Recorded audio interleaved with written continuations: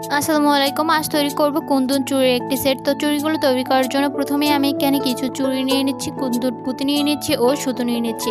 Glue দিয়ে আটকে আমি ভালো করে সুতো দিয়ে পেঁচিয়ে আমি চুড়িগুলো তৈরি করে নিয়েছি। আমি এখানে 3টি চুড়িতে ভালো করে সুতো দিয়ে পেঁচিয়ে 3টি চুড়ি আমি এখানে তৈরি করে ফেললাম। তো এরপরে আমি চুড়িগুলো মাঝখান দিক দিয়ে আমি এখানে একটি চেইনের বর্ডার দিয়ে দিচ্ছি, গ্লু দিয়ে ভালো করে আটকে দিচ্ছি। এখানে আমি B6000 গ্লুটা ইউজ করেছি। এরপরে আমি কুন্দন পুঁতি দিয়ে 2 সাইডে একটি পাতা সিস্টেম করে ঘুরিয়ে পুরো সাইডটা আমি কভার করে নিলাম।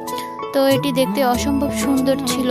তো এই সাইজের আমি 2টা চুড়ি তৈরি করি এই সেম ডিজাইনের। তো এরপরে আমি চিকন 2টা চুড়ি তৈরি করি। তো চিকন 2টা চুড়িতে আমি শুধু মাঝখানে একটি চেইনের বর্ডার দিয়ে বর্ডারটি ক্লোজ করে ফেলি।